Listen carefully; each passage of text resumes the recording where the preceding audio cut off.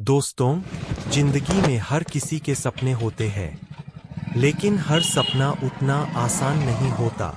कई बार हालात, गरीबी, समाज और यहाँ तक कि हमारा खुद का डर भी हमारे रास्ते में खड़ा हो जाता है। आज मैं आपको अरमान की कहानी सुनाने जा रहा हूँ। एक साधारण लड़का जिसने अपनी मेहनत और हिम्मत से सबको चौंका दिया। संघर्ष की शुरुआत। अरमान एक छोटे से गांव में रहता था। पिता खेतों में मजदूरी करते और माँ घरों में काम करती। घर की हालत इतनी खराब थी कि कई बार खाना भी पूरा नहीं मिलता। लेकिन अरमान का सपना बड़ा था, पायलट बनना। गांव वाले मजाक उड़ाते, अरे तेरे बाप के पास साइकिल तक नहीं है और तू जहाज उड़ाएगा। अरमान चुप रहता, लेकिन भीतर से उसका सपना और भी बड़ा हो जाता। हार मानने का दौर। समय बीतता गया। बार बार अरमान ने एग्जाम दिए, लेकिन हर बार असफल रहा। पैसे की कमी के कारण किताबें अधूरी, कोचिंग नहीं और ऊपर से सबका ताना। कभी कभी वो सोचता, शायद सब सही कहते हैं, मैं कभी पायलट नहीं बन पाऊंगा। एक रात उसने आसमान की तरफ देखा और आंसू निकल आए। हे भगवान, अगर ये सपना सच नहीं होना था, तो आपने मुझे इतना बड़ा ख्वाब क्यों दिखाया? प्रेरणा की चिंगारी। इसी बीच गांव में एक बुजुर्ग टीचर उससे मिले। उन्होंने कहा, बेटा, अगर सपना बड़ा है तो तकलीफें भी बड़ी होंगी, लेकिन याद रख, हार वही मानता है जिसे खुद पर भरोसा नहीं होता। तू मेहनत कर, रास्ता खुद बन जाएगा।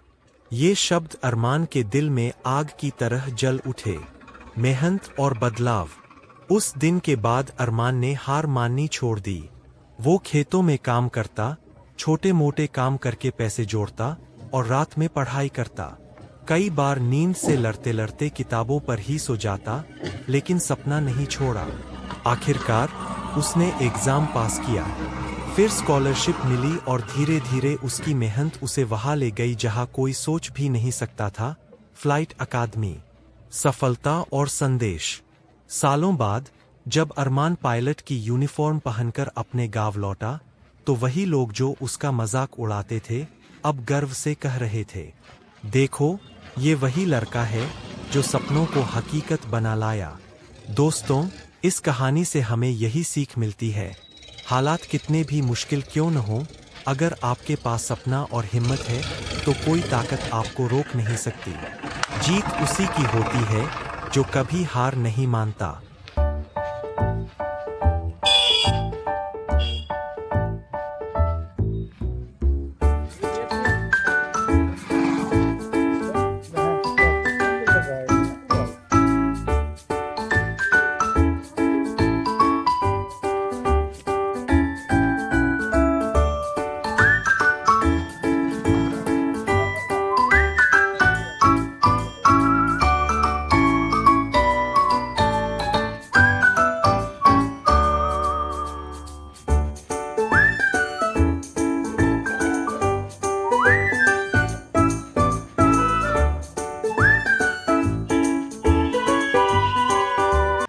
अधूरी कोशिश से पूरी मंजिल तक। एक छोटे से गांव में आदित्य नाम का लड़का रहता था। उसके सपने बहुत बड़े थे, लेकिन हालात बेहद छोटे। पिता खेतों में मजदूरी करते और माँ घरों में काम करती। गरीबी इतनी थी कि कई बार पूरा दिन बिना खाना खाए बीत जाता। लेकिन आदित्य के मन में हमेशा एक बात गूंजती, अगर मैं भी हार मान गया तो मेरी अगली पीढ़ी भी यही झेलती रहेगी। पहला मोड़, मजबूरी से संकल्प तक। आदित्य गांव के स्कूल में पढ़ता था।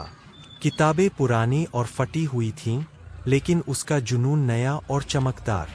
शिक्षक ने एक दिन पूछा, तुम्हें बड़ा होकर क्या बनना है? बाकी बच्चे बोले, डॉक्टर, पुलिस वाला, इंजीनियर। आदित्य बोला, मुझे अपने गांव के बच्चों को पढ़ाना है, ताकि कोई बच्चा सिर्फ गरीबी की वजह से अपने सपने में छोड़ दे। शिक्षक मुस्कुराए, लेकिन गांव वाले हंस पड़े। बोले, ये बड़े बड़े सपने गरीबों के लिए नहीं होते। उस दिन आदित्य ने ठान लिया कि वो साबित करेगा, सपनों का कोई जात, धर्म या पैसा नहीं होता। दूसरा मोड़, संघर्ष की आग। स्कूल खत्म होने के बाद कॉलेज जाने का वक्त आया।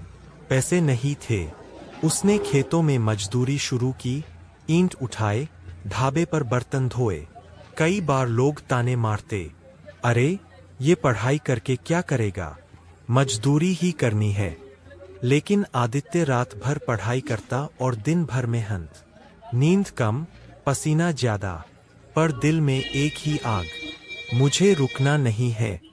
तीसरा मोड़, असफलता से सीख। पहली बार प्रतियोगी परीक्षा दी, असफल हो गया। लोग बोले, देखा, पढ़ाई लिखाई सब बेकार। लेकिन उसने कहा, हार का मतलब खत्म होना नहीं, बल्कि अगली जीत की तैयारी शुरू होना है। वो और मेहनत करता रहा। दूसरी बार फिर असफल। लेकिन इस बार उसने अपनी गलती ढूंढी। मेरे पास प्लान तो है, पर तरीका सही नहीं। उसने पढ़ाई का तरीका बदला, टाइम टेबल बनाया और हार को सीधी बना लिया। चौथा मोड़, जीत की पहली किरण। तीसरी बार परीक्षा दी, इस बार चयन हो गया। पूरा गांव हैरान था। वही लोग जो उसे हंसते थे, अब उसकी तारीफ करने लगे। लेकिन आदित्य का सपना सिर्फ नौकरी पाना नहीं था, उसका सपना था गांव के बच्चों के लिए स्कूल खोलना। आखिरी मोड़, सपना पूरा। आदित्य ने अपनी नौकरी से मिलने वाली पहली कमाई से गांव में एक छोटा सा स्कूल शुरू किया। धीरे धीरे उस स्कूल में किताबें,